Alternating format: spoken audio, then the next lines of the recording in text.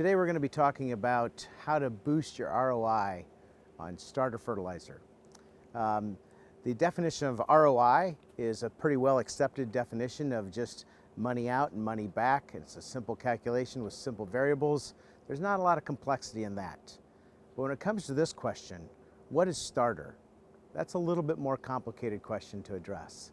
When you go to the internet and look at different cartoons and pictorials and images of what starter fertilizer looks like, you see wide and varying pictures of what roots are finding the fertilizer and where the fertilizer is placed and other questions like that. So I've just pulled an article, and it has a fairly succinct definition, and I'm just going to read that verbatim, and that's going to be kind of our operational definition for today. So it goes like this. Starter fertilizers defined as small amounts of plant nutrients, NP and K, we're going to focus mostly on phosphorus today, placed in close proximity to the seed, usually at planting. Placement can be directly below, to the side, or to the side and below the seed. Growers sometimes consider broadcast or liquid fertilizer application to the soil surface as starter. However, these should not be included because nutrient placement is positionally unavailable to early seedling growth. To be a starter, and this is the last key sentence that really nails it, to be a starter, nutrients must be strategically positioned to enhance early seedling vigor and development. So we're really talking about fertilizer that's strategically positioned to affect and influence the development and the vigor of those early seedling plants. So, is 2x2 starter? If you look at the placement of these three cartoons on the far right, in furrow, that definitely is starter. If you're placing it on the surface of the soil, it's not, and 2x2 is questionable.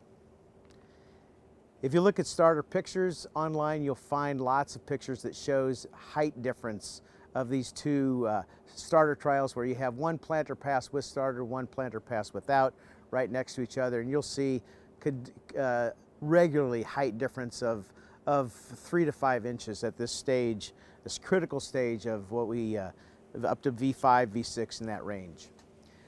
This is the growth from emergence up to this stage is really the key purpose for using starter fertilizer. It's through this season of a plant development that it's making lifelong decisions on how many kernels around and how many kernels long the ear is going to be. So we really want to make sure that the plant is not going to go through a stress of any kind through this season when it's going from emergence to this height.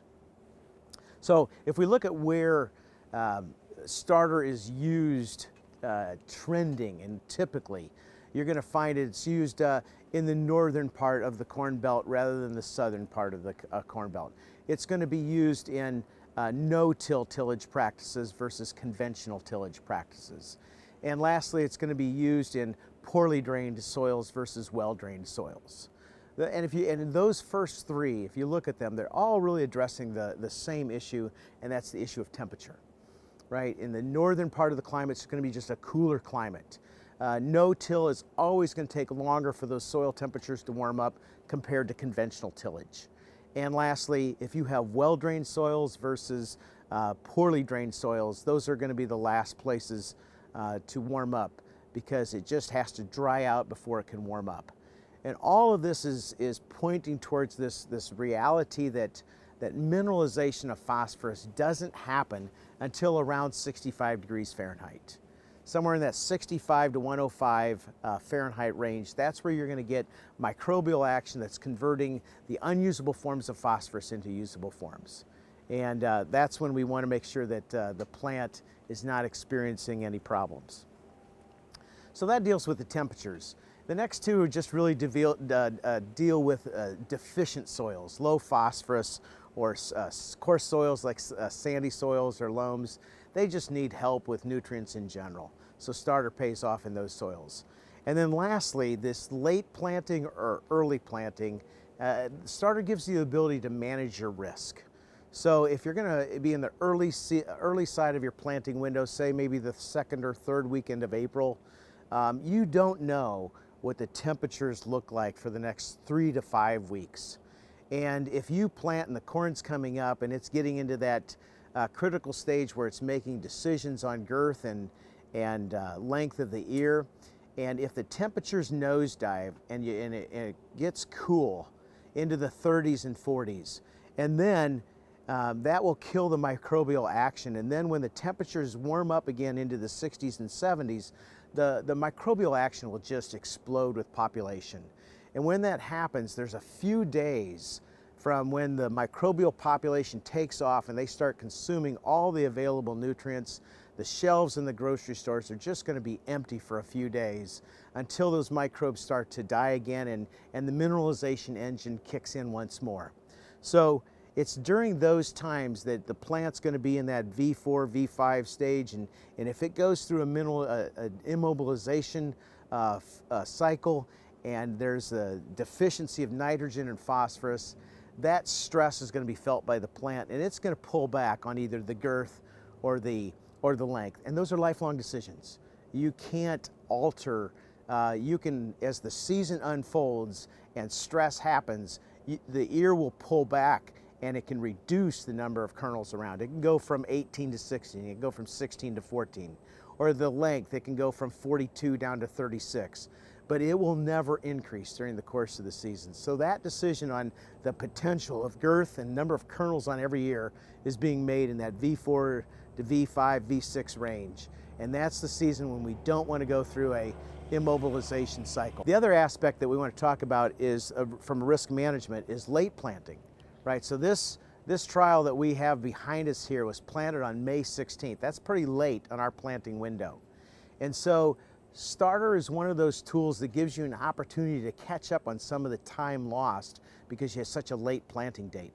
Now we're at a risk of, are we going to have enough GDUs for this season? So this chart in the bottom right corner here begins to explain, it's just a pioneer report where they took a half dozen or so hybrids and they compared yield and GDUs to pollination for a half dozen hybrids. And on the second from the right column, you'll see of the yield with and without starter, an average 9 bushel. But more importantly for right now, on that far right column, you'll see that the GDUs to get to pollination was systematically less when you use starter than when you didn't. So what that's saying is just for the same amount of heat with starter, the plant will grow faster and get to pollination sooner with the same amount of GDUs. So you see the average down there at the bottom right corner, 71 GDUs. And if you think about it in the early development of when the plants are in that V3, V5 range, you're typically getting 20 to 22 GDUs a day. So in effect, when you use starter, you're buying yourself 3 to 5 days of advancement. It's as if you planted the corn 3 to 5 days earlier. And that can be really helpful in a late planting environment. So next I want to talk about something a little bit more awkward. I want to talk about emotions. You know, how do you feel about starter fertilizer? Which of these emoticons do you resonate with? I'll suggest a few. So here's Bobby Backstop, right? He's been doing it for 10 years. It's a part of his program. Nothing gets past Bobby, right? And he's going to, it's an integral part of his fertility program. Next we have Alan the adopter. So Alan is just excited about what's going to happen with biologicals and the next new formulation and all the cool stuff that's being developed in these concoctions that you can put next to your seeds. So he's always excited about the next new thing on in-furrow fertility. You got Skyler the skeptic. So he thinks we're all a little crazy that we're taking so much risk of putting fertility that close to the seed and doing tillage that close. We got Grandpa George. He's just like, you guys have put so many pumps and hoses on this planter, I can't even think about running the planter anymore. So finally there's Freddie Financial. He soberly looks at it and says, guys, I've run the financials. I don't know. It's a tough sell. I don't know if the added yield justifies the added costs. So what do you think? Do you think we've covered the waterfront of emotions of the around starter fertilizer? Because really there's a large range of how people feel about starter fertilizer, which is quite different from nitrogen. Right? No one looks back and says, oh, should we put on nitrogen or not? It's just a question of how much and where and when. So it's quite different than nitrogen. So I'd like to just consolidate the risks and the concerns over starter fertilizer into two areas, okay? There's the concentration of salt and there's the concentration of cash, okay? If you look at any article on starter fertilizer, it's just a matter of time before you come across the sentence that I've highlighted in light blue. I'll read it. The limitation of in-furrow or pop-up fertilizer placement, as it is often referred to, is that many of the nutrients are in a salt formulation and can prove to be very toxic to germinating crops. I mean, it's a reality. It's not an unknown thing that the formulations of these starter fertilizers are in salt. And when you put those right on a seed or next to a seed, there's a risk factor that can't be ignored. So it's real. I think this table in the bottom right corner does a good job of just characterizing the significance of placement of fertility. It's done by Pioneer, and it's referencing 1034O, which is a starter fertilizer that's at the high side of the salt index. And if you look at it, they say that if you're going to put 1034 on seed, no more than 5 gallons per acre. And if you're going to put it a quarter to a half an inch away, you can go as high as 10 gallons an acre. You get out to 1 inch, you can put on 20 gallons an acre. And if you go to 2 inches away, we're talking sky's the limit. So do you see the trend? Right? If you move further and further away from the seed, you can go to higher levels of concentration. So that's good, but the trouble with that is as you move farther and farther from the seed, the likelihood of your early developing roots to experience that fertility goes down. And so it's a trade-off. Where's the sweet spot? You want to be far enough away so that you're not at a concentration risk, but close enough so those early seedling roots are experiencing the full impact of that fertility. So that's the concentration of salt. Next, we have the concentration of cash. You figure $400 a ton or so for 1034O and a little bit of zinc, we're looking at $3 a gallon. And if you go to the lower salt formulations, you might be talking twice that much. So even at 2.5 gallons an acre, that's $750 per acre. And if you get up to 15 gallons per acre, you're talking $45 an acre. That's a pretty high concentration of cash. So Freddie Financial might have some concerns over that decision. He might have some input. So we want to address both of those. And we want to talk about two products that are going to affect that. So first, we'd like to introduce just the Wave applicator. This is a system that bolts onto the same bolts where you're closing casting, same 2 bolts that bolt your closing casting to the row unit. And then this blade resides between the opening discs and the closing system. The blade is free floating when you make right turns. The blade trails so that it can stay off the seed, and when you're going around the left turn, the blade just pushes the soil off and stays away from the seed. The other thing about it is that this blade is spring-loaded. So if you're going over rocks and that sort of thing, it has the ability to go over the top of them and get right back into position. And lastly, it has a tungsten carbide coating that maintains a self-sharpening quality over its lifetime by putting this tungsten carbide hard face coating. So in this product, I'd like to talk about 4 different types of micro-tillage that we're doing with this blade, because the reality of it is, as this blade goes into the trench and starts to cut into that sidewall, it's doing real tillage. It's a blade and it's doing tillage much like a plow. So if you look at the diagram of our tillage, you'll see that there's 4 types of micro-tillage we're doing on the trench. The first one is the sidewalls have been forced open by hundreds of pounds pushing down on the opening disc, pushing out thousands of pounds onto the earth, and those discs are rotating and moving, which smears the surface and creates a density layer right at the edge of the V trench. So the first thing we do is the blade comes in a 1/2 inch to 1 inch from the top and bites into that furrow and completely shatters the bottom 2/3 of the sidewall. That's really important so that the roots now have free access. They're not going to hit a density gradient as they migrate out and go and develop from the crown roots. The second form of microtillage that we do is between the bottom of the trench and then the bottom of the blade. As that blade pushes that soil towards the V trench, it naturally fractures a surface between the bottom of the trench and the bottom of the blade. If you went out on the passes this afternoon with Greg and saw them blowing open with compressed air the trench, you'll see that they were, instead of being this wide at the bottom of the V trench, they were on the order of an inch wide. And that's because that blade goes down there and fractures that soil, and now that's free to move. What that creates is a natural density layer that will guide the radical root right down towards the fertility. The third kind of microtillage we're doing with this system has to do with folding over the bottom half of the trench. We're taking the moist soil at the bottom of the V trench and we're folding it over within that wave form, and we're encapsulating the seed inside of moist soil. And then fourthly, we are coming in from the side. As that blade bludgeons itself down in, it's pushing soil to the left. So the seed is firmed first with just your normal Keaton firmer, and then after that we come and the soil's moving from the side, so it gets top firmed and then side firmed. And that just makes for better seed to soil contact and better moisture ingestion and better evenness of emergence. So this is a microtillage system that has lots of positive impact. In fact, I think it's good for us to think of this not just as a fertilizer applicator, but also a pre-closing system.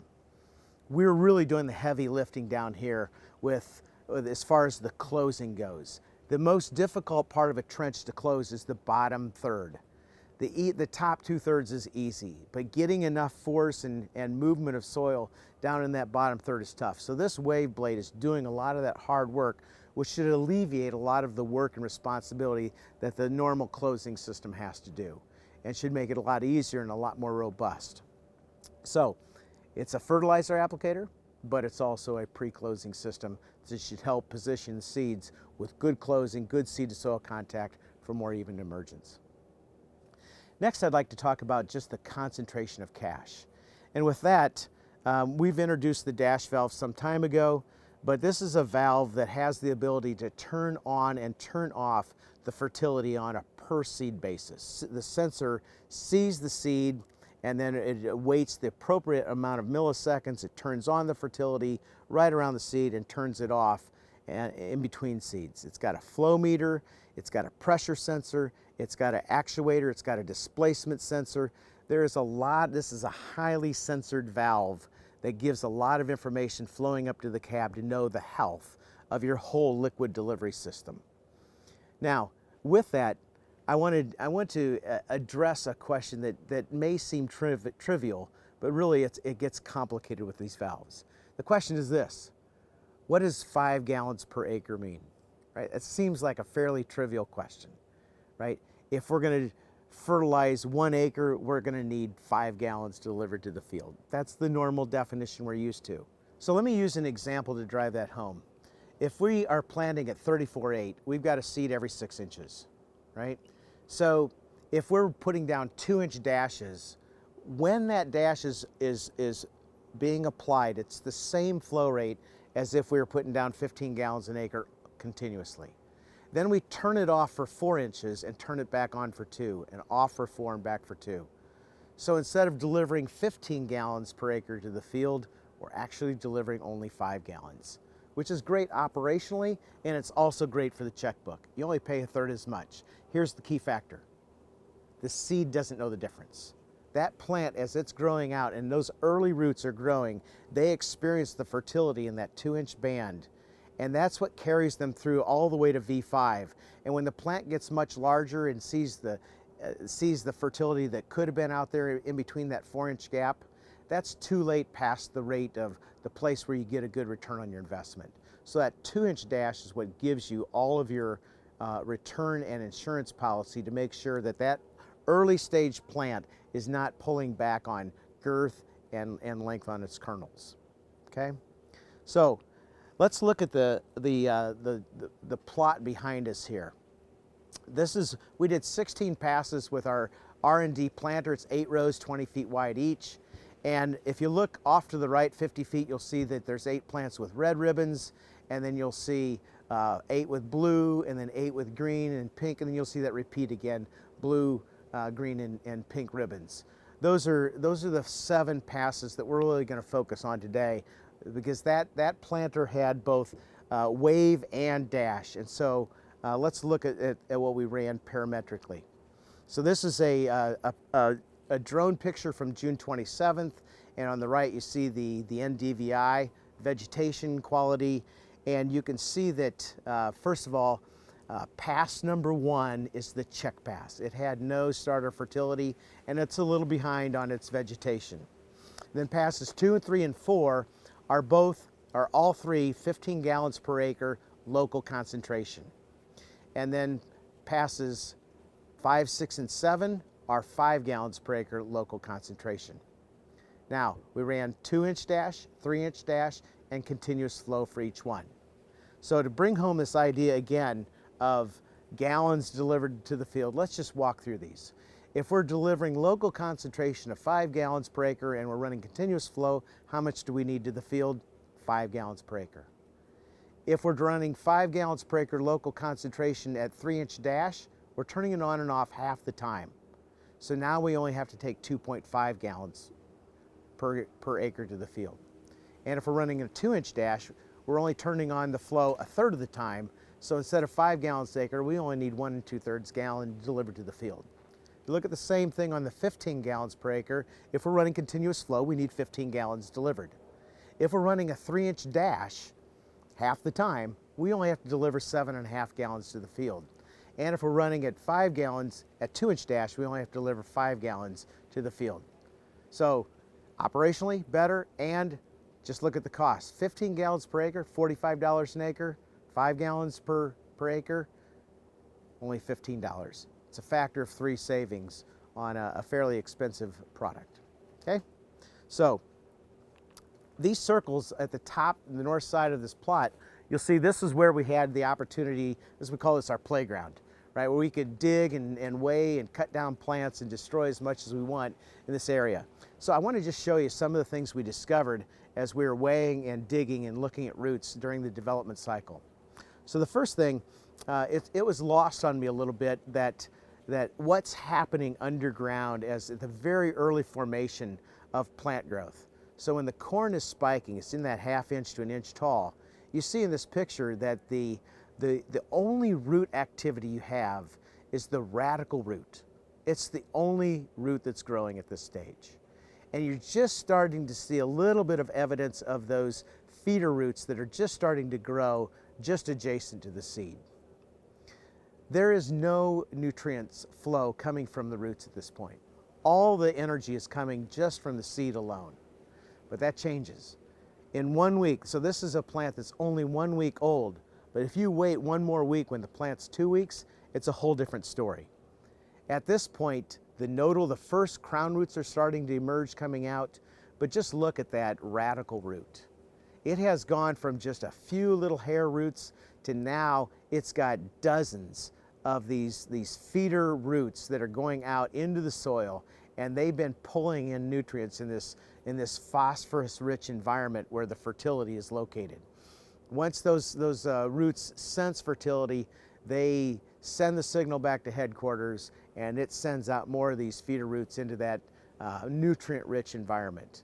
So this, somewhere between the end of week 1 and the end of week 2, those radical roots at the feeder have started to bring in nutrients into the plants. And that's why I think it's really imperative that when we think about starter placement, we want to make sure that we're putting fertility in an area where that radical root's going to experience it. Okay? If you jump ahead 4 weeks, it's now June the 17th. It's almost a little bit more than a month since we planted. And this is at V4, so I've ripped off the nodal roots other than I've ripped off the crown 4s and the crown 3s. The only things left are the 2s and the 1s. And we'll zoom in a little bit, and you can see that on the left we have 15 gallons per acre of fertility, and on the right is our check.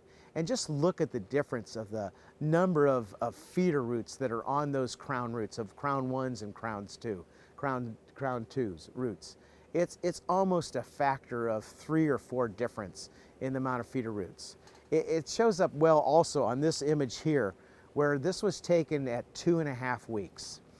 And there's 4 arrows that are pointing at the 4 crown 1 roots. The black arrows are pointing at the two crown number 1s on the left side of the trench, and the red arrows are pointing at the 2 crown roots on the right side of the trench. Look at the difference. The ones pointed with the black on the left side, they're sending out the little scout roots to see if there's any nutrients, and they're not finding much, and they're just heading south. But the ones on the right, they found that rich, concentrated phosphorus band of that 1034O, and they are setting up stakes and having a party. They're just looking good, and they are sucking in the nutrition into the plant. All right, so in addition to just observing root growth, we also did some biomass measurements. We went to the field at the end of May 31st, then 4 times in June, and we just took 10 plants, cut them down, and we measured the weight. And this is the graphic that we produced.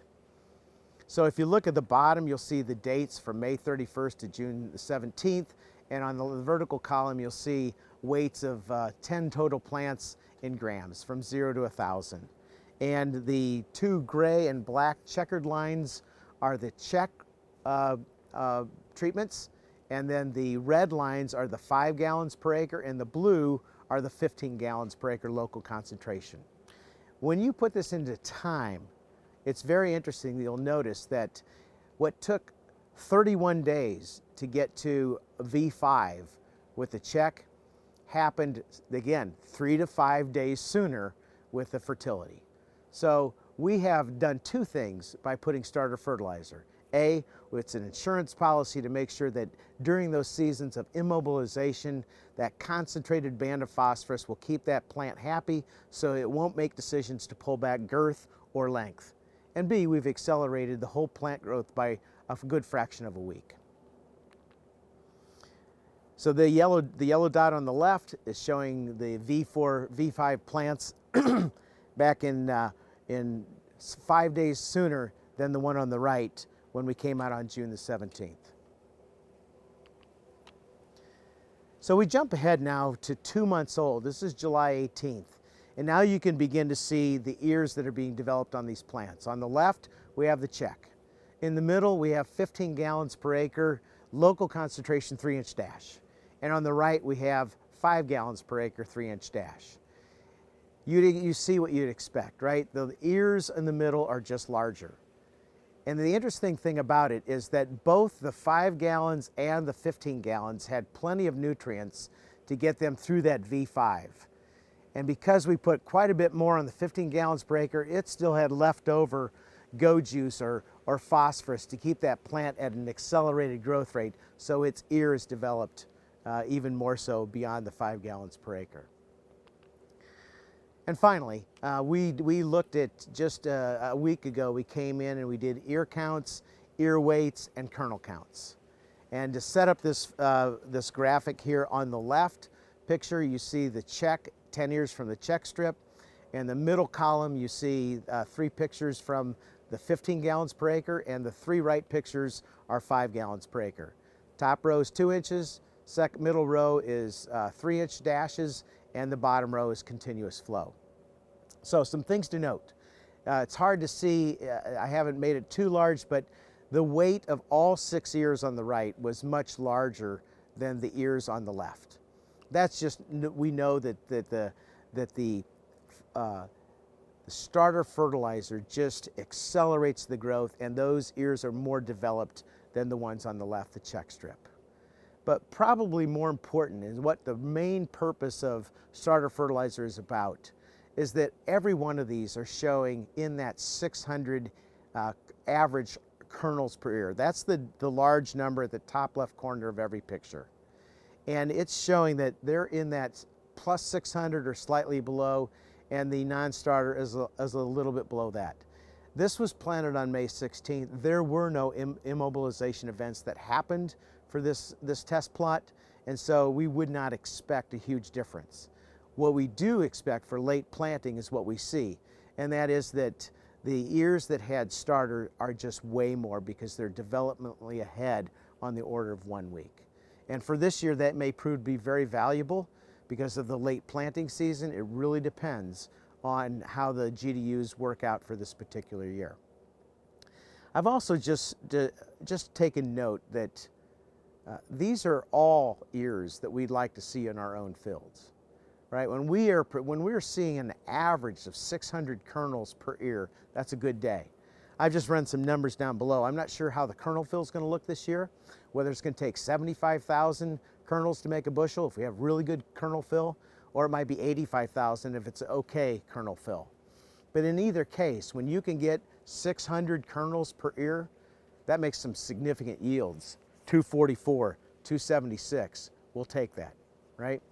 So I'll just review that by saying starter fertilizer has its primary value in protecting those 600 kernels average on every ear through that very critical adolescent phase when the plant's growing from emergence up through V5, V6. That's the time when we need to make sure that those immobilization thermal cycles don't stress the plant where it pulls back and reduces its decision on those from 600 down to something significantly less. We can always pull back for stress events in the later parts of the season, but we can never go higher than that. That sets the ceiling. So that's the real purpose for the starter fertilizer. So let's go back to our Emoticons. How are we going to help these guys? Let's talk about Bobby Backstop, right? He's going to keep doing what he's been doing, but we've given the option of doing a pre-closing system. We've given him the opportunity to have better seed safety by getting that fertility a fraction of an inch away. And we've also given him the opportunity to adjust how he's going to invest his money. He can take it in savings by putting 1/3 the amount of fertility per inch, or he can increase his concentration and reduce his money a little bit. It's his choice. We've given him options. And as far as Alan the adopter, the biologicals are going to experience the same benefit as fertilizer. All the action is in that first 2 inches or so, very close to the plant. There's a lot of things we don't know about the biologicals that are coming our way, but one thing we do know, they're expensive. So we want to reduce the cost of fertility and the cost of treatments per plant and per seed. So we can do that with the dash valve. Skyler the skeptic, he's rightly concerned about seed safety. And so by getting it off that 3/4 of an inch, we're going to address his concerns and his skepticism. Grandpa George, this valve is highly sensorized. All the information that's flowing in here is going to be going up to the cab, and there is a ton of information that's available all the time to let him know moment by moment the health of every row and how it's performing and functioning. And lastly, with Freddie Financial, you got to admit, he's going to like this idea that the invoice this year for his starter fertilizer, instead of being $60,000, it's going to be 1/3 of that, $20,000. We're going to make him happy. So we've reduced cost, we've opened up the pathway to higher revenues, higher yields, and I hope that's been helpful in understanding how we can boost our return on investment on starter fertilizer. All right, so we've had an opportunity now to look back on our harvest and our yield results and to see how what we predicted would actually pan out in the yield and the harvest.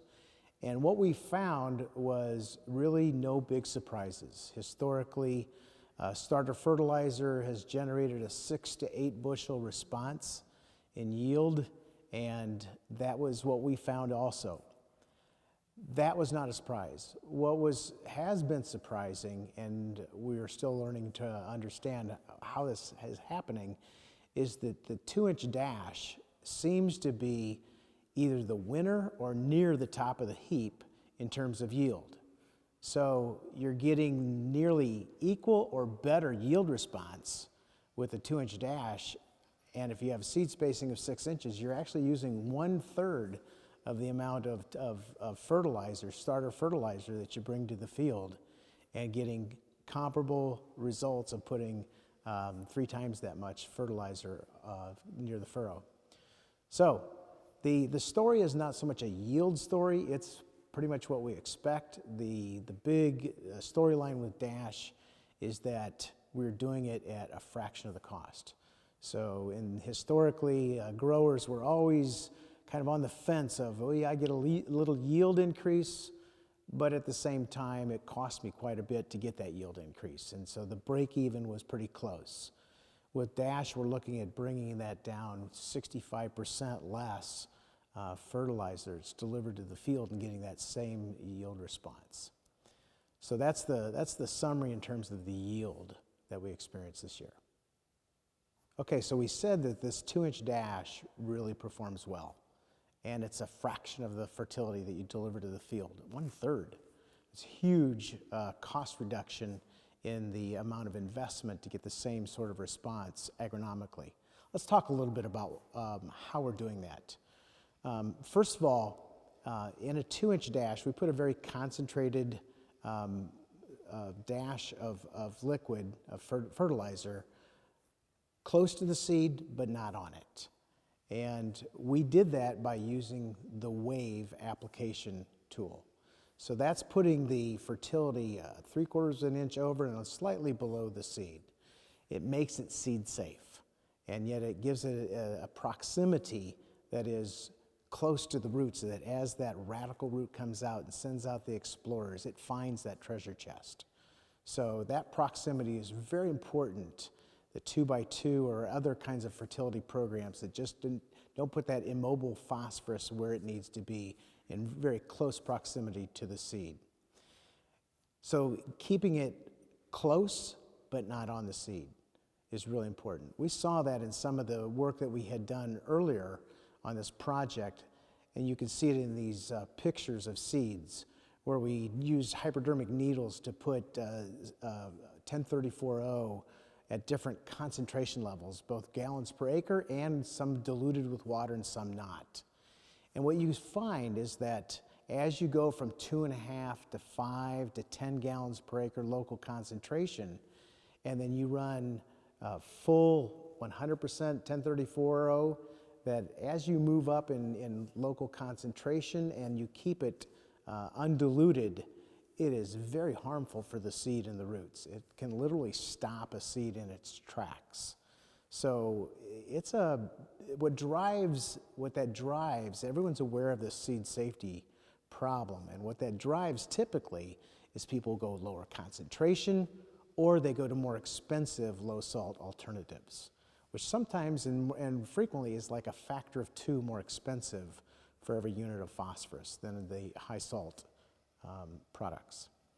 So the wave gives us that ability to put that high concentration, high toxicity fertility away from the seed. And secondly, we put it in a 2-inch Dash, and we can go as high a concentration as we want, depending on your soil types and your conditions, because it's seed safe and it's not expensive to be putting so much because you're only putting 1/3 of the total amount in the field. As you put a very concentrated amount of phosphorus right in the seed area, there's another gain that it doesn't fixate with the soil. You don't lose it by spreading it out and it attaches to the soil. And so you maintain that phosphorus that's available to the plant for that growing season. And that's another strong return on investment. So the direction we're heading is short dashes of fertility, high concentration, and then slightly off the seed where we can protect that seed and those early seedling roots so that the main trunks of the roots don't get stopped by the high concentration of fertility. So there's a lot of reports and studies out there that are suggesting that when you dash and when you pulse your fertility, your in-furrow or near-furrow fertility, that you can actually back down and lose yield. And I just want to address that a little bit in saying that we have worked long and hard on the Dash product to be able to get up to complete high flow in milliseconds and then turn it off in milliseconds, because when you're going at 8 miles an hour and those seeds are coming out at 20 to 25 seeds per second, it's really challenging to turn on the flow at full flow rate and then turning it off, on for 2 inches and off for 4 inches. And as you can see in this video, this is 8 miles an hour at 12 gallons per acre local concentration. If you would stream it at that high flow rate continuously, you'd be putting 12 gallons. With a 2-inch dash, we're only putting a third of that, so only 4 gallons is going to the field. But you can see that to be able to turn that on and off that quickly is key to the success. Because where the seedling roots start, it needs to find a very high concentration band that is, you've taken all your investment and putting it right where the seed needs it, and then that 4 inches in between is you turn the fertility flow off, and that's where your savings come from. And the current state of the art is we've just brought those into our own research and looked at them. The capacity using long hoses and solenoids and other types of technologies don't have the ability to turn on and off the flow that quickly. And so you take what you think is a short concentration of liquid, and in fact it's not, it's spread out over more distance. And so I think that helps me understand a little bit of why they're not seeing the response. But if that's true, then the seed is actually not getting that high concentration near it, but it's often that in between the seeds where you get a very low return on investment. So that's a helpful explanation for me. Hope it explains it to you as well of why this whole concept of pulsing liquid hasn't got good press so far. So where are we? Where are we with Wave and Dash as a new product introduction? And the short answer is it's really encouraging. I've been able to work with the Dash product recently for the last couple months and just be very hands-on. And we have come a long way of refining, just that last bit of product refinement. So this year we plan to be on many tens of planters with Wave over a very broad geographic distribution. And then we're going to be on 10 or so planters with Dash.